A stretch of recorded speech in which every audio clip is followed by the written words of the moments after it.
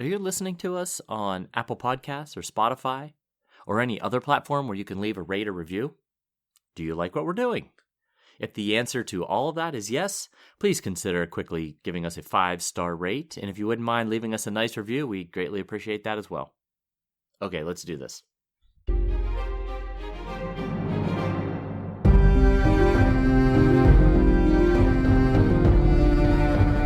Hello, welcome to the Ghosts of Harrenhal. My name's Simon. And I'm Mackelly. Thank you for joining us for episode 331 of our chapter-by-chapter book review of A Song of Ice and Fire by George R.R. Martin. Today, we'll be discussing chapter 59 of A Dance with Dragons, which is The Discarded Knight. And as always, we're going to chat about the chapter and try not to spoil any future plot points for you, unless, of course, you have a Buy Me a Coffee Sustainer tier that includes spoilers. Well, then, if you listen to that spoiler episode, we are going to spoil things for you, but regardless, hopefully we'll provide you some entertainment along the way. We'll summarise what happened, discuss our thoughts on it, provide some useful background, compare it to the television show, indulge a little pedantry and cover some relevant news and listener correspondence.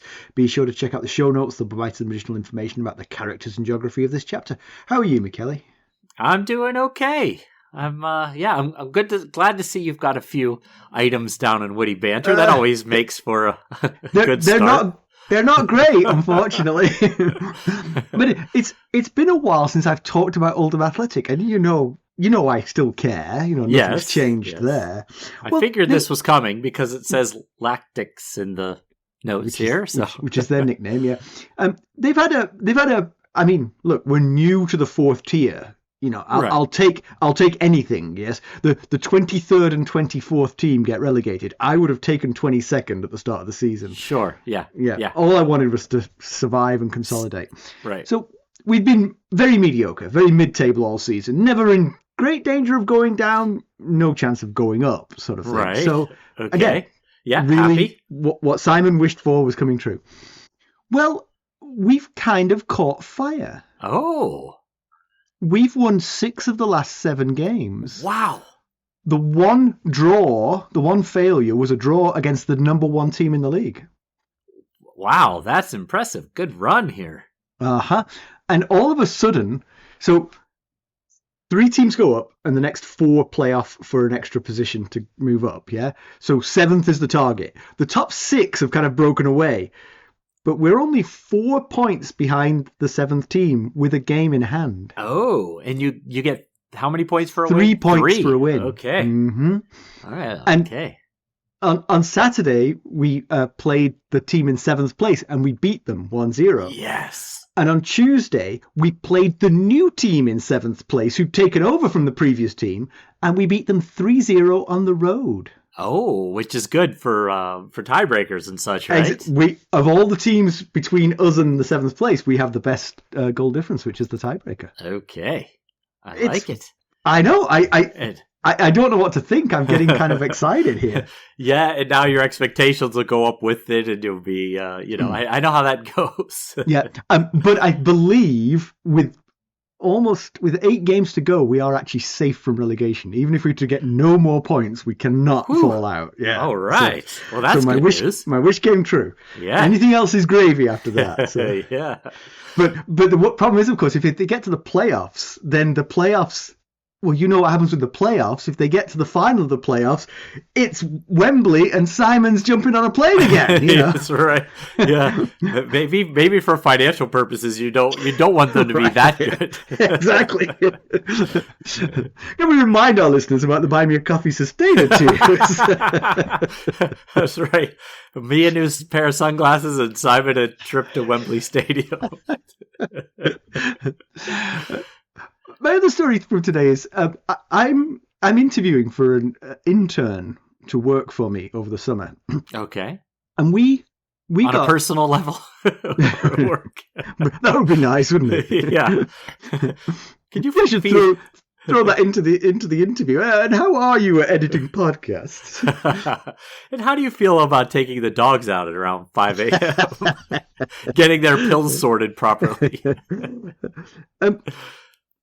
These kids are amazing. They're absolutely outstanding. We got 11 video interviews pre-recorded, like canned questions. They record the video. We were sent 11 of them by Human Resources.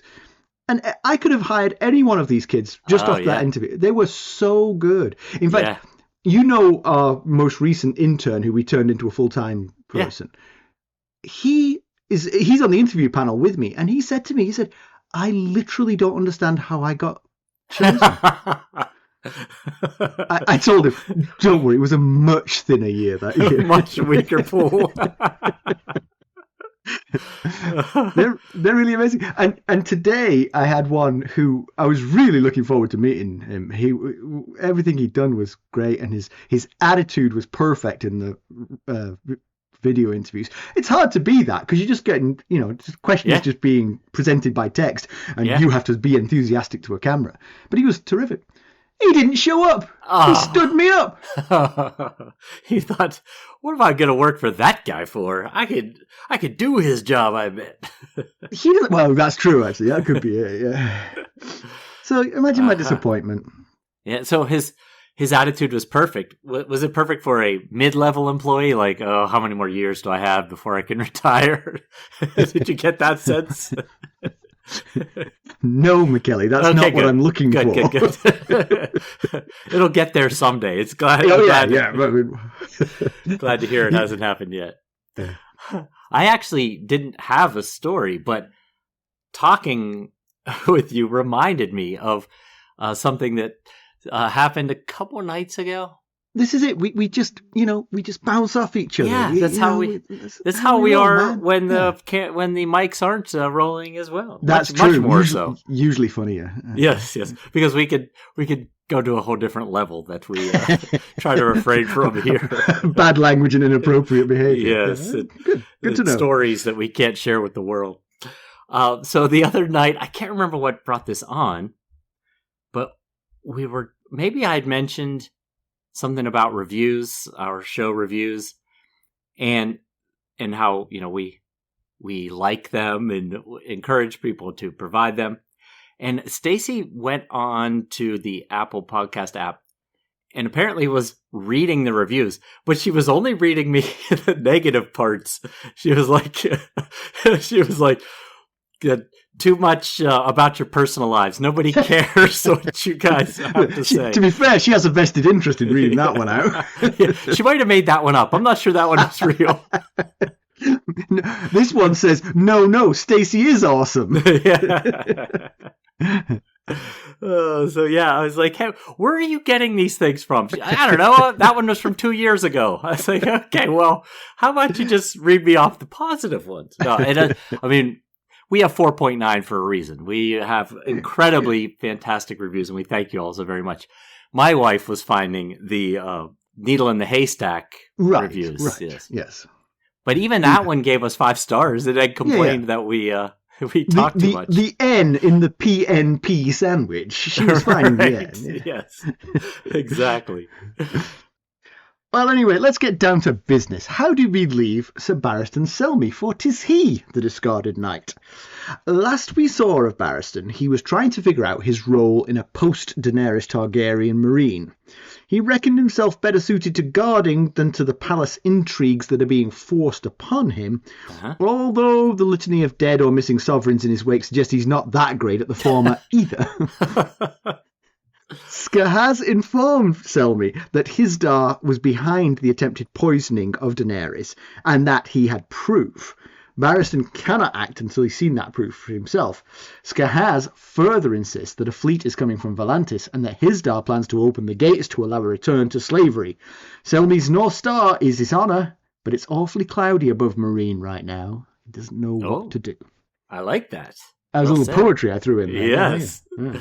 Mackelly, why don't we give a summary of this one? Okay. And I got to admit, the start of this summary, I was talking to Molly yesterday while I was writing it. So I hope it makes sense. I have reviewed it and changed a few things. Okay, good. Yeah, she was talking to me. I didn't want to be, unattentive to my daughter. So I was listening to her while trying to write this. So trying to kill 2 birds with 1 stone, which rarely works. Priorities, anyway. Priorities. That's right. Well, Sir Barristan stands in attendance as King Hizdahr Loraq, 14th of his name, holds court in the Great Pyramid of Meereen. In stark contrast to Dany's simple ebony bench, stacked with pillows, thanks to Sir Barristan, Hizdahr sits on one of a pair of huge wooden thrones shaped in the form of a dragon. The fact that one of the thrones sits empty is a glaring absence felt throughout the city. A dragon chair cannot replace a dragon. Molly helped me write that, by the way. That last nice, two sentences there. So. You know what?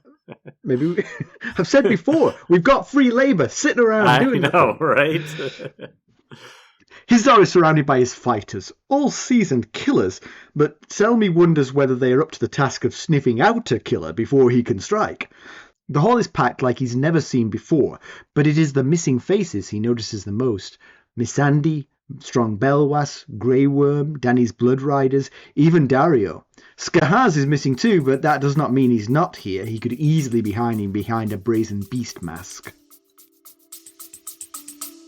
We'll be right back. Hello, friends. Are you ready to make some unforgettable memories? Well, if so, consider the Marriott Bonvoy program.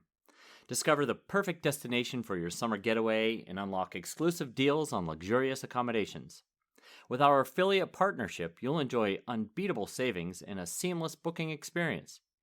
Don't let summer slip away. Visit Marriott Bonvoy today and make this vacation season one for the books. Use our Ghosts of Harrenhal affiliate page to check it all out and buy Bonvoy points or give some as a gift. The link to our page is in the show notes. The new commander of the Brazen Beasts is the sort that Barristan is quite familiar with from King's Landing. Margaz Loraq is the king's cousin. He's overly gracious to his superiors and unnecessarily harsh to his inferiors.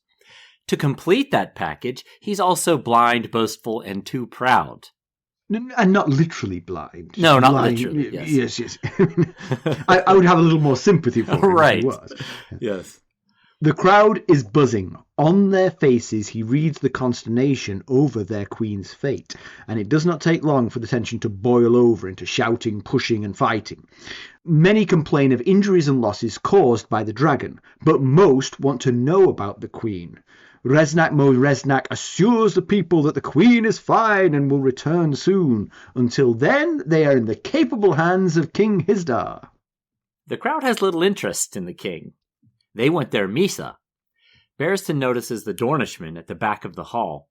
He also notices that he isn't the only one who's spotted them.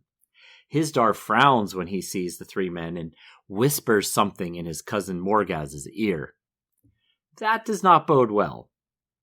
Barristan takes stock of Prince Quentyn Martell. He's short, stocky, and plain-faced. He's also sensible and dutiful, but those aren't the qualities that bestir a young woman's heart. Dany wants fire, and Dorne sends her mud. You can do many positive things with mud, whereas fire only consumes, but young women would choose fire every time. If only Quentyn looked like his handsome friend Jaehaerys Drinkwater, things might have gone differently.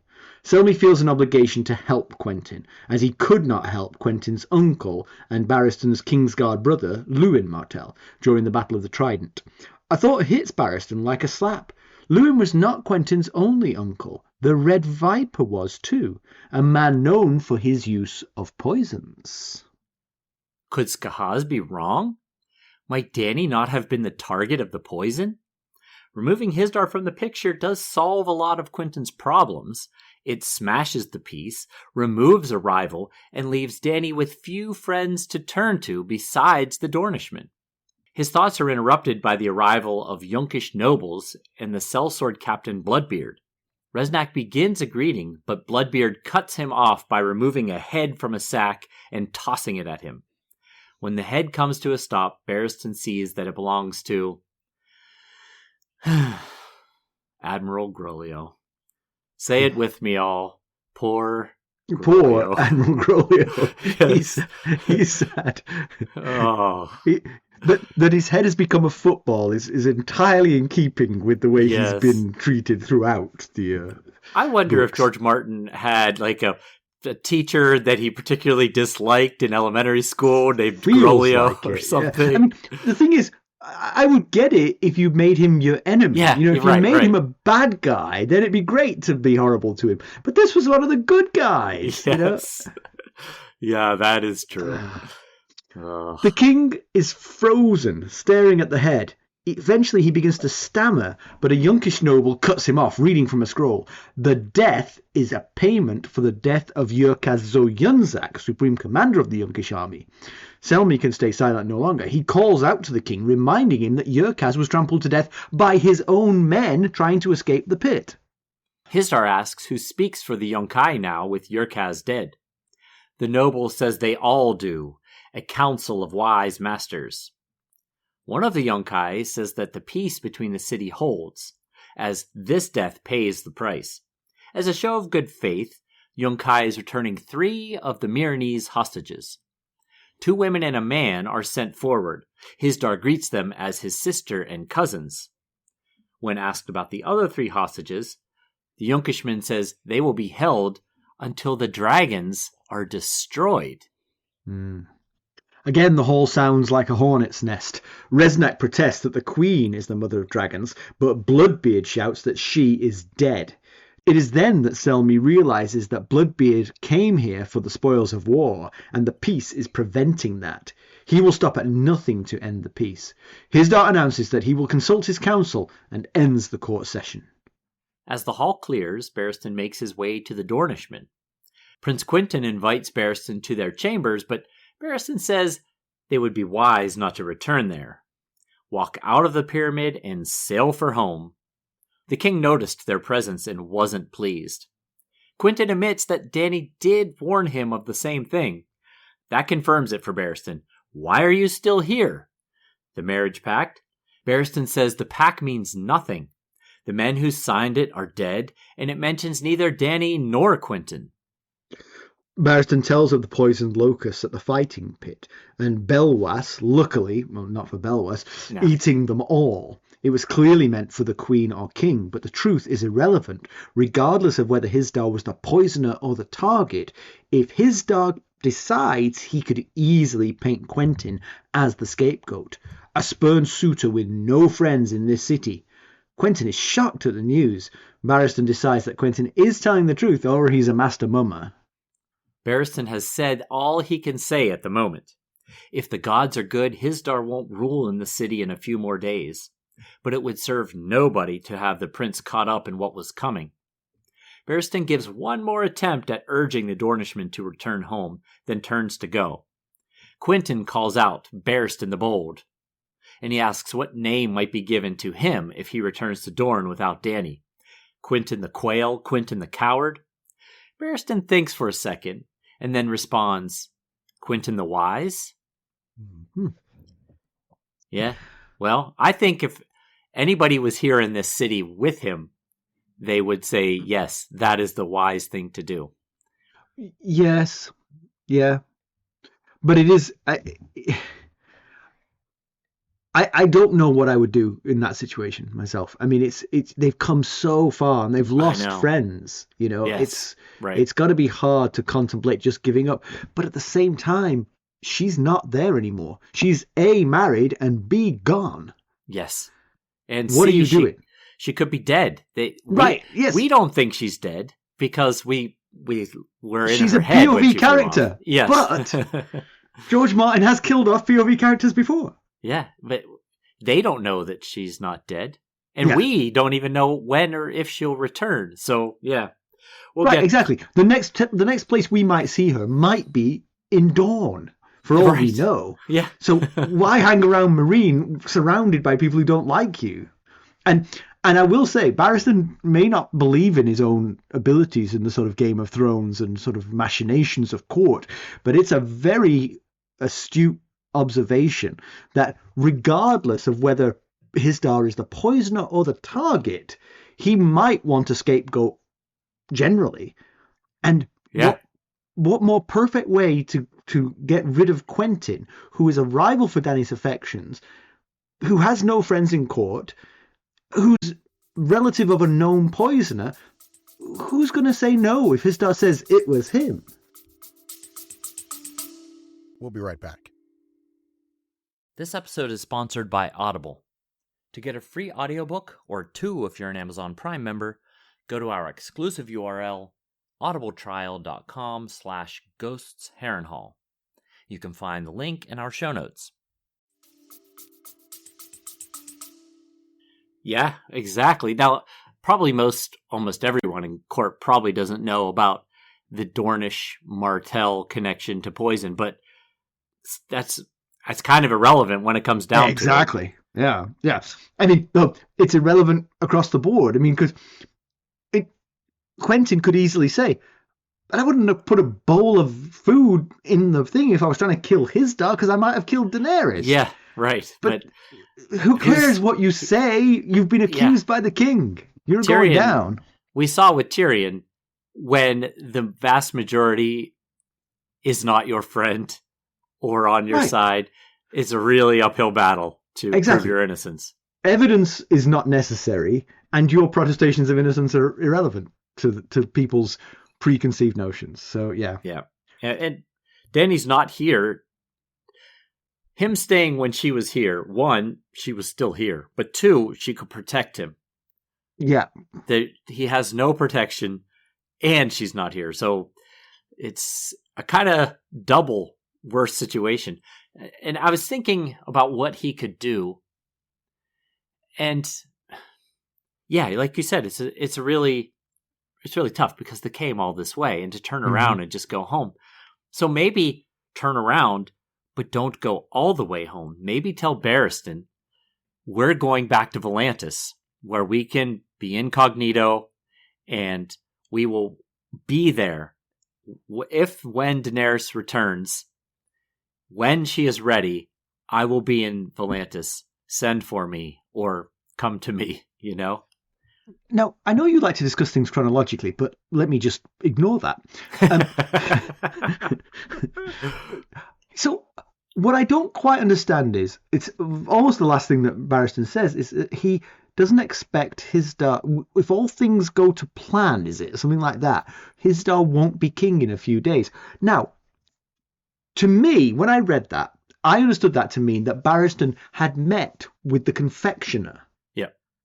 And had Skahaz's story of the confectioner having his daughter kidnapped so that he would make the poisoned locusts at the behest of Hizdahr in order to poison Daenerys to death. That's what I thought that meant. That Barristan had basically concluded Hizdahr's got to go because he tried to kill Daenerys. I agree. Yes. But from that point onwards, he then thinks things or says things to Quentyn that are equivocal about that. It seems to me, why not at that point say that? Because he says things to Quentyn that still leave it open who the target and who the poisoner was. Yes, you're right. There is that thought he has after he thinks in a few days, if the gods are good, Hizdahr won't be king, won't rule in Meereen anymore.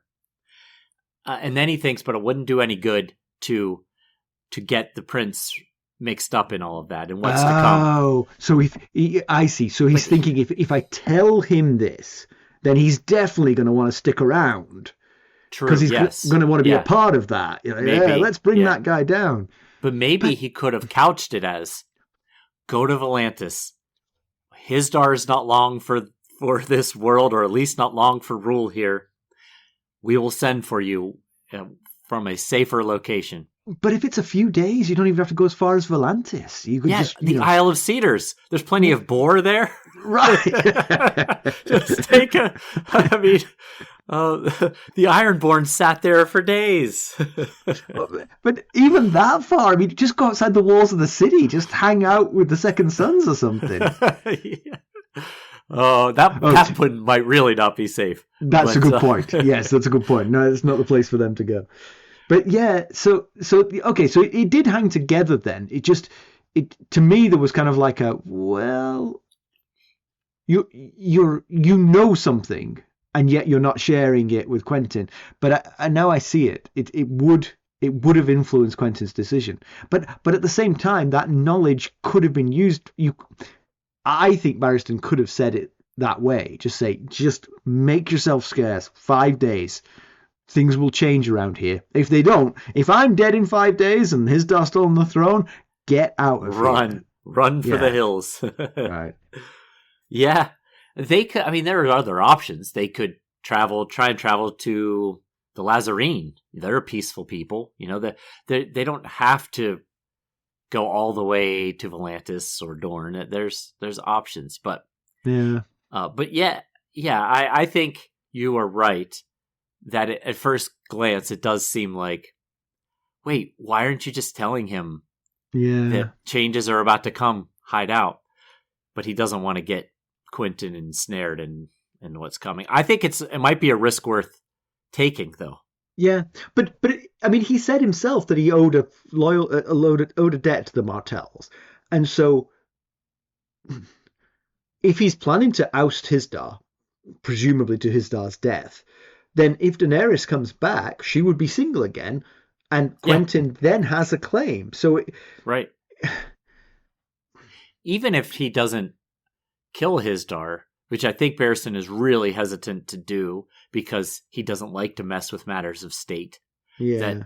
That if Daenerys was to return and discover that Hizdahr had been up to things that would have very much gone against what she wished, she might banish him anyway, or have the marriage annulled, or whatever you would do in this situation. But of course, his advice to Quentyn kind of applies to himself as well. I mean, you're no help to Hizdahr. You're a thorn in his side. Your level of honor is not Hizdahr's. Right. And so everything you say is going to annoy Hizdahr to a certain extent. And so eventually he's going to turn on you, even if you weren't plotting to overthrow him because you've got evidence to suggest that he was guilty of attempted regicide. Yeah, I guess. Right. He could be accused of regicide. Yeah. I mean, Dany comes back and Barristan presents the but overwhelming amount. Does he present this evidence to Daenerys while she's sitting on the new throne next to Hizdahr? Yeah, probably or does she present it to Daenerys while Hizdahr is languishing in a cell? Yeah. Because that's tricky. If you put him in a cell, well, who's in charge until Daenerys gets back? If you don't put him in a cell and let him rule while you build your case against him, you might not live to see Daenerys' return, even if she is coming back. Yeah, which is why Barristan doesn't like to deal with these types of matters. Right. Yeah. Not his wheelhouse. Give him a sword and a shield. Anyway, shall we jump back up to the top of the chapter? Yeah, back at the top. So I just mentioned it, actually. He replaced her simple ebony bench seat with a double throne carved to look like dragons. I mean, when you don't control dragons, you have to sort of betoken them. Yes, I thought the same thing. He needs something to tie him to Daenerys and make him special, because we know, well, at least according to Yurkhaz, the nobles are already questioning, why is this guy ruling us? Right. Yeah. And whereas if he was holding hands with Daenerys, they would be like, okay, right, I get it. Yeah, Daenerys is a Targaryen, a mother of 3 dragons. She has no need for ornate, intimidating dragon reminding thrones. Now, I wonder if a Daenerys scarecrow might be useful too. Right. Melisandre did mention that thing to Jon about trappings of power having their uses. Right, But I think 3 dragons are pretty good trappings of power. You know what though? They are a diminishing asset though. While she keeps them hidden away, that's the one thing about them. That is true. Yeah, because she's proving that she doesn't have the control over them. Yeah, that you would think that she would have if she is the mother of the dragon. Whereas Hizdahr can move that chair around wherever he likes. You can put wheels on it. Little races. So Hizdahr is, he's got guards around him. All of these guards are really scary-looking pit fighters who Barristan correctly identifies them as, seasoned killers. These guys in a fight, you'd be glad of these. But that is not what a Kingsguard needs to do. Typically, a Kingsguard, as he said, they're not usually coming with a fanfare to announce their attempt to kill. Right. Yeah. They're good fighters when the opponent is facing head on in a pit. Yeah, but how qualified are they at spotting dangers and defending unexpected attacks? That's the But question. the funny thing about that is that in many ways is sort of like an indictment of the whole policy of the way the Kingsguard are appointed anyway. Because nobody's appointed to the Kingsguard for being good at that. They're appointed to the Kingsguard for being good with a lance and a sword. And That's true. It's almost more like the Master of Whispers' job to be able to identify a danger before it happens, Yeah. The new commander of the Brazen Beast is another cousin of Hizdahr, Margaz Loraq. He's fawning to his superiors, bully to his inferiors, tone deaf to the situation. He reminds you of someone. Is it me? It's not you. Okay, good. Yeah, who does that sound like? Fawning to his superiors, harsh to inferiors, blind as he is boastful and too proud by half. I'll add this. Oversees a city watch. Promoted due to who he knows, not merit. You know what? I almost went for Janos Slynt. I was going to say Janos Slynt. That's funny because actually I would think within this book you could find quite a few that fit not far off that. But Janos was the one that it sprung to mind as you were saying it. Yeah, I feel like we got a Janos Slynt 2.0 here. Even the physical description of being short and fat fits Janos pretty well. And I did look it up. Barristan did serve on the small council for a short time with Slynt. Okay. I bet that's who he had in mind. Yeah. So Barristan notices the Dornish contingent, and they make themselves noticed by laughing about something. I mean, they're three young guys, they're going to laugh about things occasionally. But it's actually, we didn't mention it in the summary, but it was that laughter that actually got Hizdahr to talk to Margaz about, pointing over at the Dornishman and, making a slit the throat hand signal, He gets him thinking about Quentyn and how if Quentyn was Gareth Drinkwater, things might have been different because Gareth Drinkwater is handsome and Quentyn is very plain, safe, dutiful, all those things. He's probably a little bit right, but also a little bit sort of sexist and stuck in his ways in thinking that Daenerys can't make that decision. She married Hizdahr for political gain. Right. He didn't stir her any more than Quentyn does, Yeah, you're right. I think we were in Dany's head when Quentyn finally revealed himself as Prince Quentyn Martell. And I do think Barristan is right in the sense that Dany was like, oh, couldn't it be the other guy, the handsome guy? Mm-hmm. But on the other hand, I think you're also right when you say Daenerys would have done what she needed to do for her people. And Barristan does think that. He thinks she is a queen. She will do what's best for her people, but he just doesn't bestir her. But now this is the bit where things don't quite make sense to me, because this is the point at which it dawns on Selmy that, hey, wait a second. I've been thinking about my debt to Quentyn because he is the nephew of my longtime friend Lewin Martell. But he's also the nephew of Oberyn Martell, the Red Viper, known to poison. Wait a minute, we've got a poisoning situation here. But he's met with the confectioner.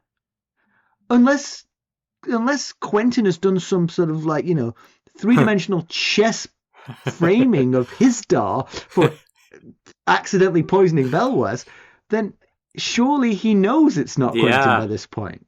Yeah, that's very true. Yeah. Unless it was the conversation that he has with Quentyn in a few minutes, and he is like, no, this guy definitely didn't do it. All right, my mind is made up in a few days. It was the confectioner, yeah. Or maybe it's more, as we're presented to it, he's really thinking it might be true that it might be Quentyn as the poisoner. But maybe what he's really thinking is, now I can see how the pieces would fall into place for the framing of Quentyn. Oh, yes. Now, I could see that. I'm giving George Martin quite a bit of leeway there, because that's not what he said. No. But it does make some sense if he thought about it that way. Yeah. Yeah. Yeah, I mean, it makes perfect sense that it could have been Quentyn. It eliminates a rival, destroys the peace with the Yunkai, and sailing to Dorne might become Dany's best option at that point. So, and then there's the whole connection between the Martells and poisons, especially his uncle Oberyn. Yeah. But when he proposes the idea to Quentyn, he absolutely believes Quentyn's denial. And I believe it too. I do too. Particularly because I also believe the scene that we didn't see, which was Barristan Selmy talking to the confectioner, and the confectioner saying, yes, they killed my daughter and made me do this. I didn't want to. Right. We have not seen that scene. We're inferring that happened because of the one line Barristan thought at the end of this chapter. But I say I believe it. I do believe that Quentyn didn't provide the poison because, like you said... Plus, it was a terrible idea. Yes. It's a big bowl of candy right next to the queen who you want to get married to. If he was going to do it, it should have been something he knows she hates. Exactly. Or allergic to, or something like that. Right. I will also say, though, that I do not believe that Quentyn did this, but I also do think that Quentyn is desperate. I don't think it would be the right thing to do if he was going to try and take out Hizdahr. Poisoning a bowl that's going to be set out for Daenerys to eat as well would not be the way to go. Yeah. But it does make some sense that he might try to eliminate Hizdahr. Was Quentyn there in the box? No, he wasn't there in the box, was he? He was in a different box. He was watching. He was there, but not close by. Yeah, that sounds right. Yeah. So I can't remember off the top of my head. Because the one person who was saying, "Hey, you should eat some of those. Hey, you should eat some of those. Hey, you should eat some of those," was Hizdahr to Daenerys. Yes. Not Quentyn to Hizdahr. No, you should eat some of those. Hizdahr, I brought a bowl of locusts. Not me. No, confectioner, and I know. Best in town. No kids. Really focused on his job. Oh, goodness. All right. So, key moment in the chapter is, of course, the arrival of the Yunkish nobles and Captain Bloodbeard. And they interrupt the heraldic introduction that they receive by throwing the head of poor Admiral Groleo at the feet of Hizdahr. And I will say, I mean, we've long mourned Groleo various times in all of his miserable life, and many times in spoilers have we talked about this day coming. But Hizdahr, I would have thought Hizdahr would be a little bit tougher than that. I know he's a bit of a dandy, Hizdahr, but... Yeah, he was rattled. He was rattled, for sure. And it is interesting because his rattledness kind of undermines the feeling that I get very soon afterwards in the chapter of him being in cahoots with the Yunkai.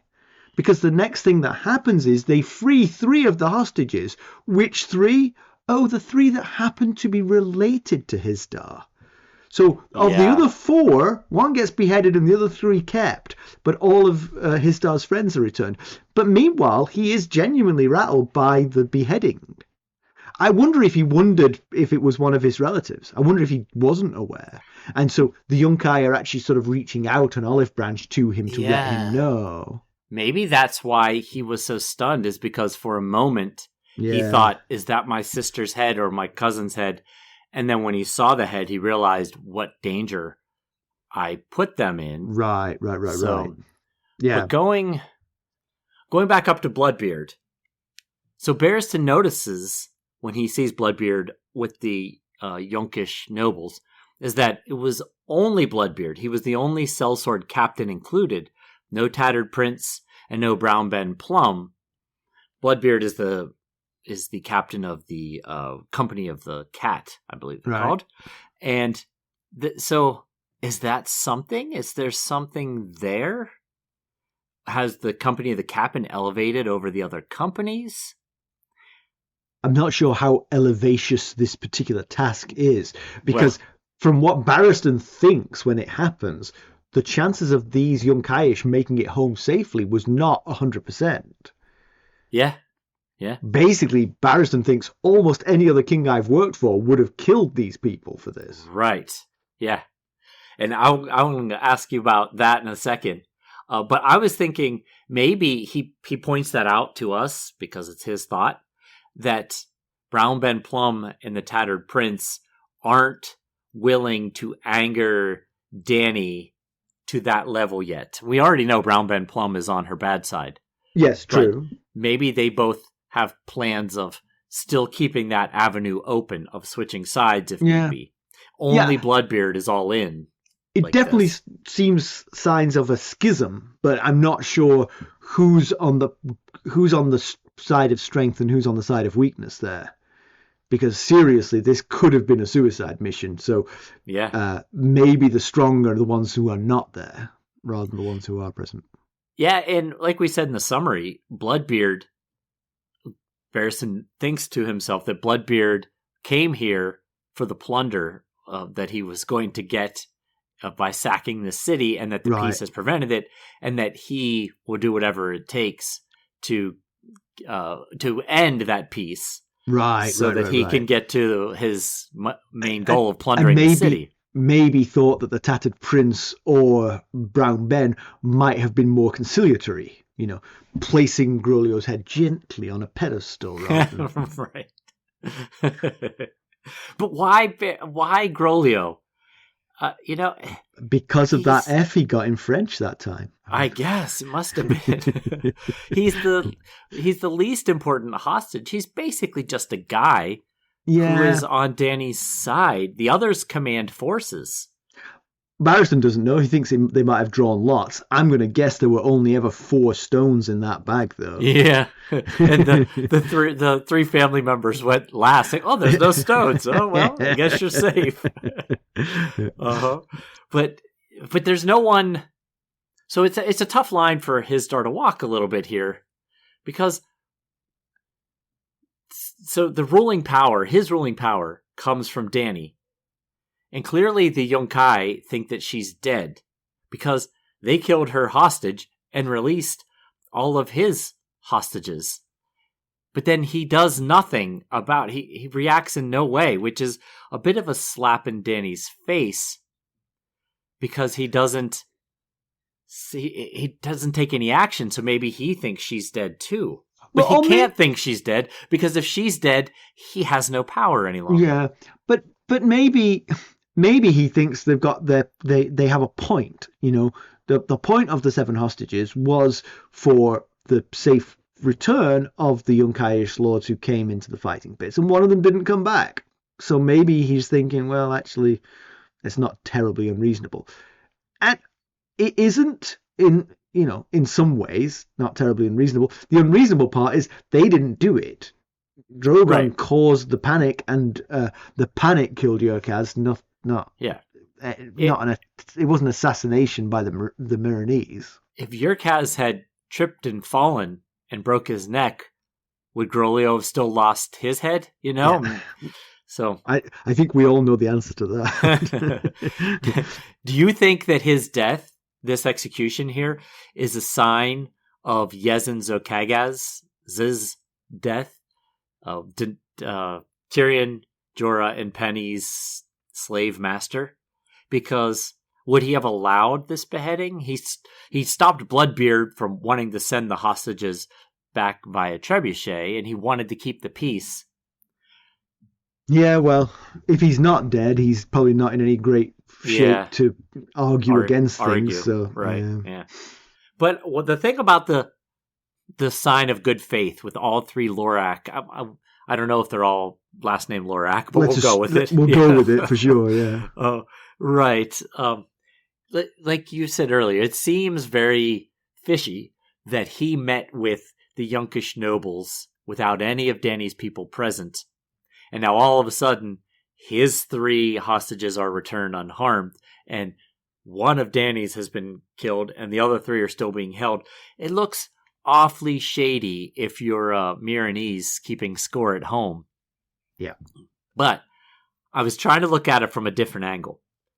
And what if it's not actually his idea? What if it was done by the Yunkai to undermine him, to make him look greedy and selfish and to destabilize Meereen, because the only reason I thought this is because when he sees his family, he greets them stiffly. And I was thinking maybe he is thinking, oh, crap, now everyone thinks I've convinced them to bring my people home. That coupled with doing nothing about the Groleo execution makes him look weak, selfish, and ineffectual.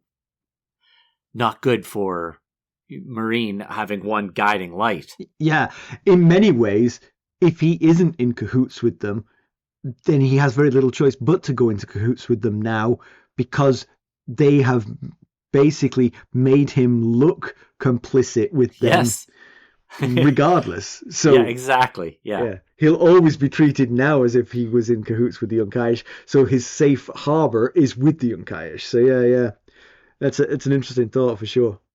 We may never know, but we might. It's interesting to speculate on. So Barristan thinks about how the other monarchs that he's dealt with. In fact, he thinks kings. He drops Daenerys from this list, but he thinks about the kings that he's served and how they would have reacted. And I think he's got a pretty good handle on all of them.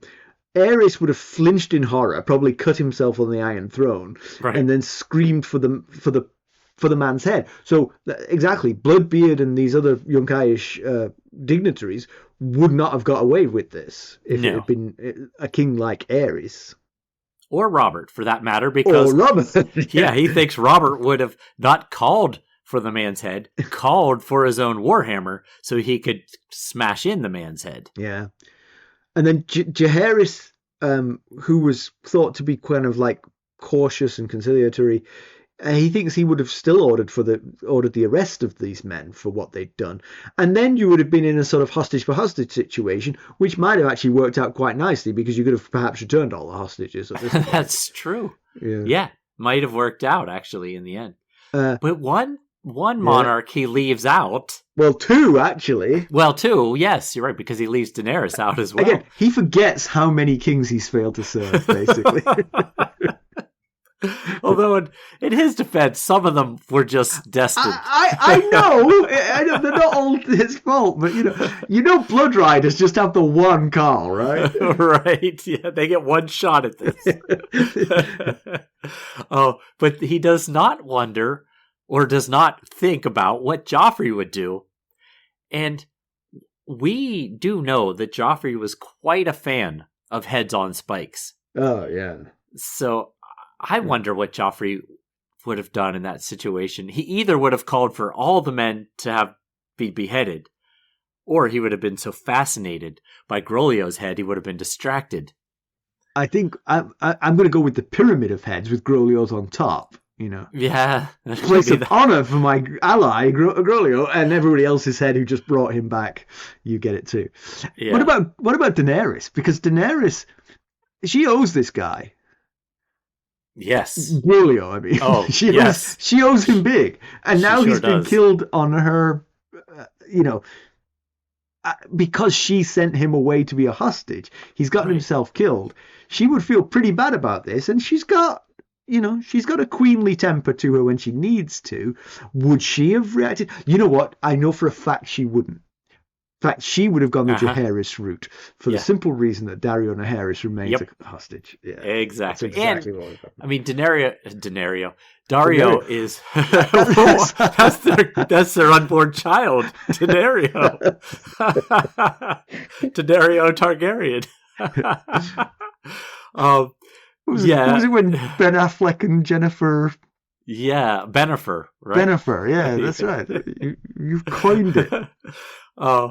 Yes, I mean, Daario would be her number one thought, but the other, Jakaro is one of her blood riders, and Hero is a very important Unsullied to her. So, yes, I think she would have.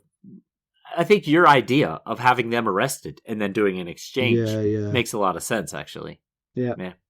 But there are still 3 more hostages, like we mentioned, out there. And the plan for them is not to be traded for these Yunkaish nobles that have come into the city, but to be traded for the deaths of the 3 dragons.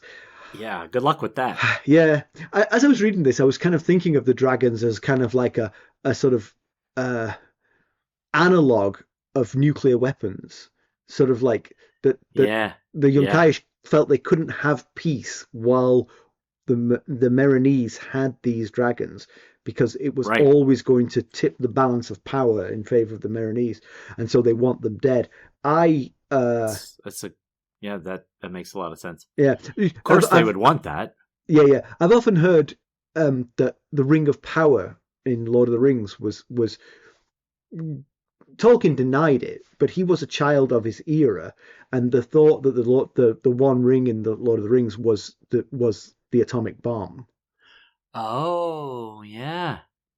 This war that was being fought in one way could have been fought in a completely different way if the good side had chosen to use the ultimate weapon. Right, yeah, the Ring of Power.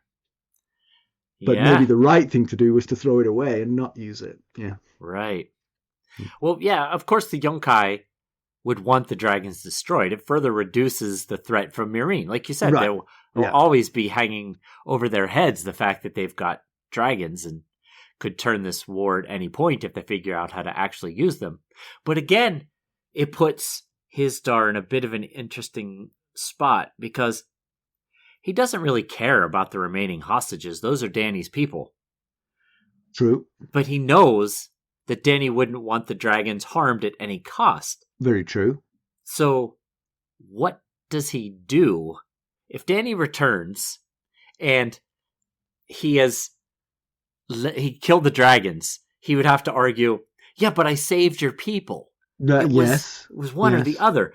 Right. Or he could let... But since they came back, I was forced to kill Dario, but never mind, there's two of them. Right. Or he could let them die, and he would be like, but I saved your dragons. I had to do one or the other, and I did what I thought you would want me to do. But what is she without the dragons? See, she's still the last remaining Targaryen, sure, but so was the Beggar King. And that, in a gold dragon, doesn't get him a whole lot, So...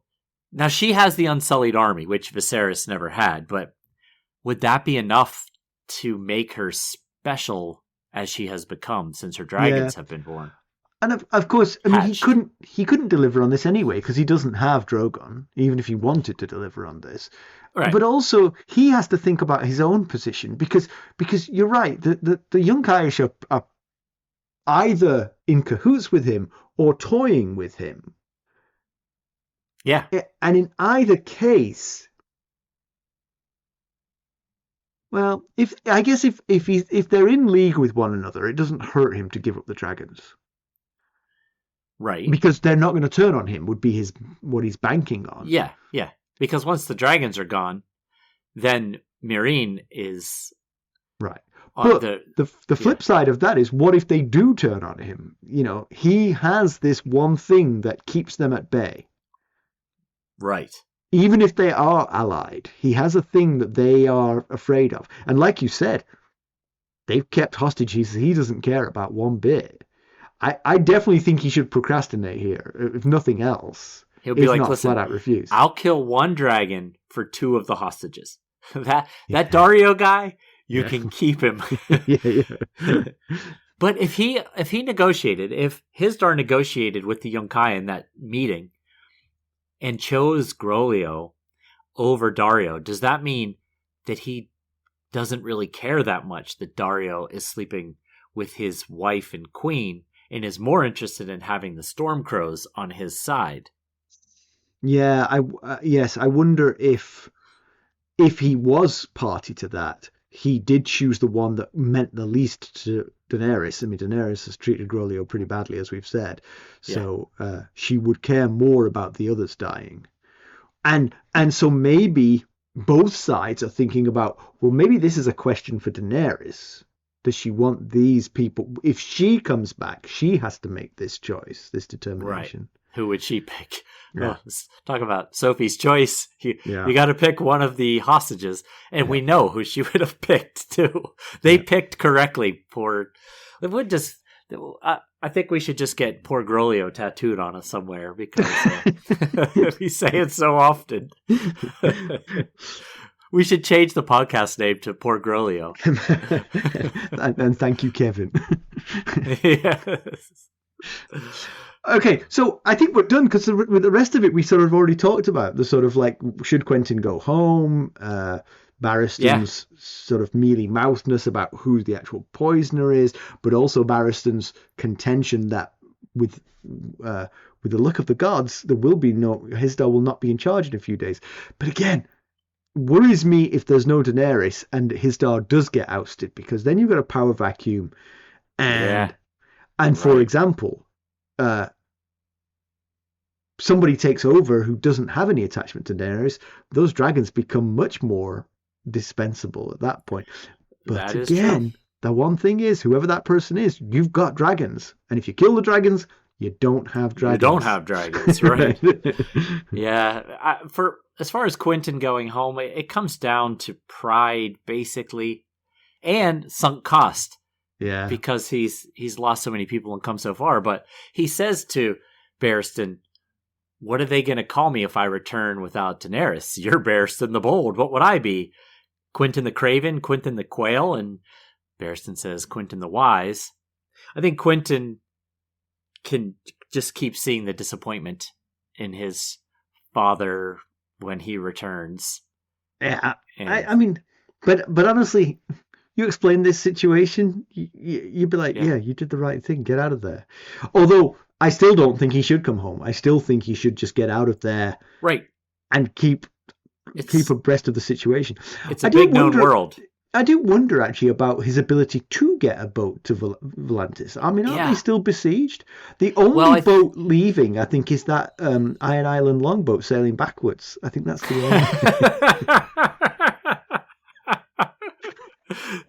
only. That's what he's waiting for. I think the port is open again, but I would worry about getting on a ship that has the Pale Mare. Yes, very true. Really bad. Really bad, yes. I think he should just take a dinghy to the Isle of Cedars and feast on boar. Scratch one of those boars under the chin until he kills it and eats it. Yeah. All right, excellent. What about some spoilers? Remember, if you join the Buy Me a Coffee Sustainer tiers at the higher levels, you can get the spoiler episodes, and you can try any of the Buy Me a Coffee tiers for a week for free. All right, excellent. What about some background? You're going to talk about Quentyn Martell, who throughout this chapter I was calling Quentyn's uncle, but he's not. He's because if he was Quentyn's uncle, he would be a sibling to Doran and he's his great Oberyn uncle and Elia. But I was like, it's just the three of them, surely. But he's a great uncle. He's Doran's uncle. Uncle, yeah. Yes. Well, he's all of their uncles, right? Because they're siblings, right? Doran, Oberyn, and Elia. Yeah. So it's all of their uncles, yeah. Exactly. Yeah, so Barristan twice thinks about Sir Quentyn Martell, Quentyn's great uncle, as we just established. He tells Quentyn of how he was a Kingsguard brother of Sir Lewin, back when the 7 of the Kingsguard were all very close, very different to the Kingsguard we see today. Mm-hmm. And that it was an open secret among the brothers that Lewin had a paramour, comparing him to Dany and Daario. We've heard about the famous Dornish knight, and Arianne told us about his paramour in the Ares Oakheart chapter. And we've talked a bit about him in previous backgrounds, but here's what I can tell you about Sir Lewin. He was the younger brother of the ruling Princess of Dorne, as we mentioned, mother of Oberyn, Doran, and Elia. He came to King's Landing when Princess Elia came as betrothed to Prince Rhaegar. And at some point during that time, he was made a Knight of the Kingsguard. Don't know exactly when that all played out. But when Robert's Rebellion began, Prince Doran was angry about how his little sister had been treated, because remember, Lyanna was named Queen of Love and Beauty by Elia's husband Rhaegar, and so he was reluctant to send Dornish troops to the king's side. King Aerys told Lewin to keep in mind he has his niece and Elia's children, so Lewin had better do as he's told. So Lewin does take command of the 10,000 soldiers that were eventually sent to from Dorne, and marched with them along with Rhaegar to the Trident to face Robert. Barristan mentions that he couldn't save Luwin during the battle. Luwin was killed by Lyn Corbray, who you might remember from the Elaine chapter in the Eyrie, the one who drew the steel. Yep. However, Luwin had already sustained previous injuries and was so therefore compromised during the fight. As we know, Rhaegar was also killed by Robert in that battle. And when word reached King Aerys, he decided Luwin must have betrayed Rhaegar. Therefore, he didn't send Elia and the kids to Dragonstone with Queen Rhaella and Viserys. Rather, to keep them as hostages should Dorne decide to join the rebellion. And sadly, we know how that turned out. Consequential, that little decision. Yes. Right there. If he had sent Elia and the kids with Rhaella and Viserys, when Rhaella died in childbirth, at least Viserys and Daenerys, newborn Daenerys, would have an aunt there, an adult aunt, to look after them. Now, they had Willem Darry, who did what he could, but, this would be their aunt. Mm-hmm. So, as you were saying, not their aunt, their sister-in-law. Sister-in-law because is it was technically Rhaegar's what wife. Yes, that's who what I would meant. be old enough to be an aunt, but actually a sister-in-law. Yeah, you're right. Yes. As you were talking about that, I did wonder if someone should point out to Barristan that the S in Kingsguard is intended as an apostrophe S, not a plural, You're only supposed to keep one alive. It's the possessive, not the plural S we're talking about here. Maybe it should be like when a new king comes into power, he can rename an entire, cabinet kind of, Retire those guys. Yeah, I would think so. Especially because they may have been derelict in their duty, Yeah, now Sir Barristan I love Sir Barristan. He's one of my favorite characters. And I think he was mostly not to blame for the deaths of the people he was. Yeah, yes, true. But someone might decide, well, hey, you're 0 for 3, so Well, to be fair, that is what Cersei did. Yeah, it's true. It is. All right, comparison with the television show, just like the last Barristan chapter, his story is pretty much completely diverged at this point. And while Dany is away from Meereen, I'm calling it kidnapped by Drogon.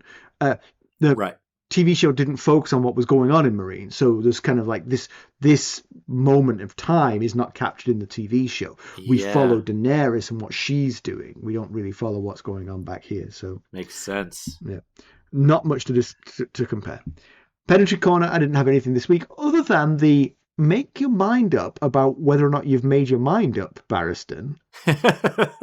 Either you know who did this or you don't know. Stop pretending to us. You're a POV character. Right. We're in your head. You don't have to.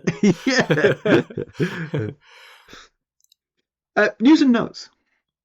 Well, first off, I just wanted to mention, actually, we just got a text that came in right before we started recording from Seth that I don't remember when I did this. Maybe it was last week. I'm not sure, but I must have said that someone else knighted Jaime. I vaguely remember. I think I might have said it was King Aerys himself.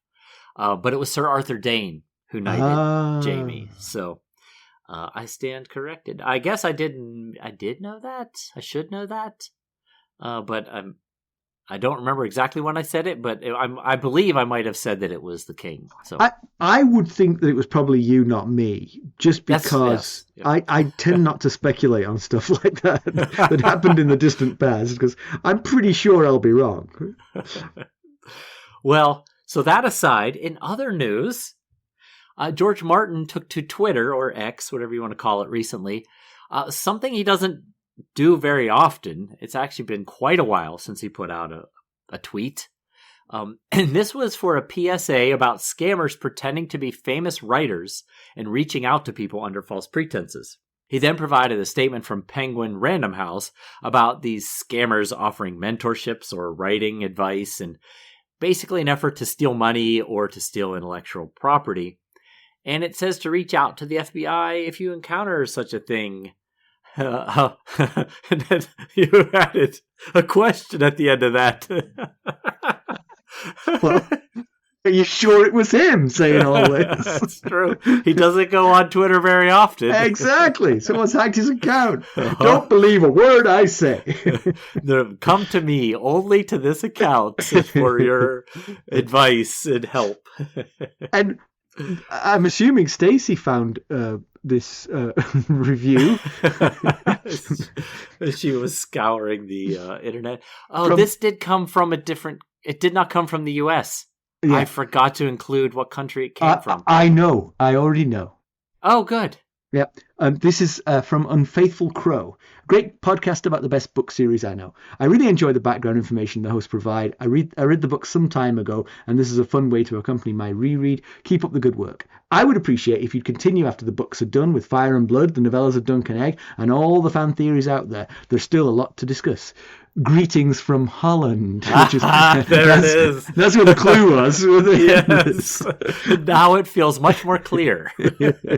So, bedankt, Unfaithful Crow. We appreciate you very much. Yes, thank you. Thank you for taking the time to do that. We greatly appreciate you taking the effort. And yes, we know we've got to figure out. Got to decide, yeah. Yes, we keep sweeping it under the rug and pretending it's not coming. We keep thinking the Winds of Winter is going to get... Right, we're running out of time, but... So let's conclude this one. Hizdahr is seen that ruling a city wasn't as easy as he thought it might have been. You know, the regular complainants that Dany had to face now have injuries caused by dragons, and also we don't really trust you to be our king. Where is our Misa? Yeah. So, right. And now he's being extorted and bullied by the amassed army outside his gates. Yeah, and he was also really rattled by Groleo's head. So if that's rattling him, which understandably would rattle anybody, but he's got an army outside the gates. He may or may not be complicit with it. Yeah. It is unclear. They did release his entire family. Was that because he asked them to, or was that because they wanted to put him in a tricky situation? Yeah. We don't know yet. He's also exhibiting some of the traits that we suspected him of having. You know, he is a dandy who doesn't really want to get his hands dirty, and so his reaction to Groleo's head certainly looked like that. Yes, yes, it did.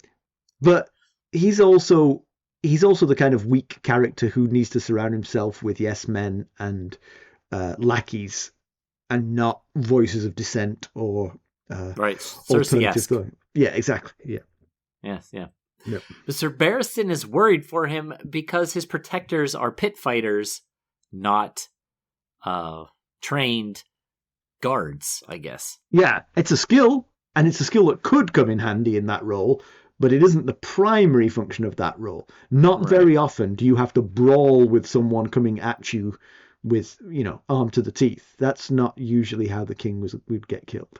Right. Maybe poison locusts or something like that. Or a crossbow bolt from across the room, that yes, kind of thing.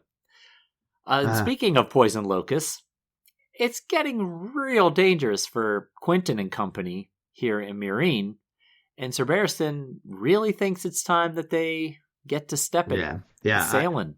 I definitely think he's right. They need to have a much lower profile. Maybe they can stay in town, but they need to not be in that audience chamber and not be laughing and talking in Westerosi. That is going to push buttons. That was, well, not that part, but the previous part was Barristan's final message to them. If you're not going to leave, keep a low profile and stay out of the king's way. Yeah. And that's really it. Although I think we made some solid points that you don't have to go all the way back to Dorne. There are other options. Barristan knows. Barristan's here. If the Queen returns, Barristan can convey that message. Absolutely, yeah. Next up is a chapter called The Spurned Suitor. Now, funnily enough, actually, the last Barristan Selmy chapter was followed by The Iron Suitor. Oh. So apparently it's Barristan and then the suitors. He is the suitors. Right. So The Spurned Suitor sounds like it might be Quentyn Martell, which means we don't have to go very far for our next chapter if say. We're right. Yeah, we're just going to, instead of going up the stairs, we're going to go down the stairs. There's 3 ways that you could help us. You could leave us a 5-star rating and possibly a review, like Unfaithful Crow did. You could buy us a cup of Arbor Gold at buymeacoffee.com/ghostsharrenhal. There you can join us at any of the various sustainer levels. There's a tier to match your budget and interest. The upper tiers get you the spoilers, and you can try any tier you like for a week for free. Or you can make a donation directly to our cause at our website, ghostsofharrenhal.buzzsprout.com. I like to think of us as maybe like wargs. And we're going from Barristan's mind, and we're just moving right across into Quentyn's mind. Yeah. Luckily, we've got at least 5 skins to get into. Yes. And if you're looking for more ways to interact with us, well, one thing you could do is you can send us a text like Seth did. The link is at the top of every episode show notes. Just please keep in mind we have no means of responding, but we do enjoy reading them, even when I'm called out for a mistake that I made. I apologize for that. And if you're interested in keeping up on the latest Ghost of Harrenhal news and developments, well, I suggest you check us out on our social media. You can follow us on Twitter at Ghost Harrenhal. We're on Facebook, Instagram, Discord, and YouTube. Thanks for listening. Thanks. Bye. Bye.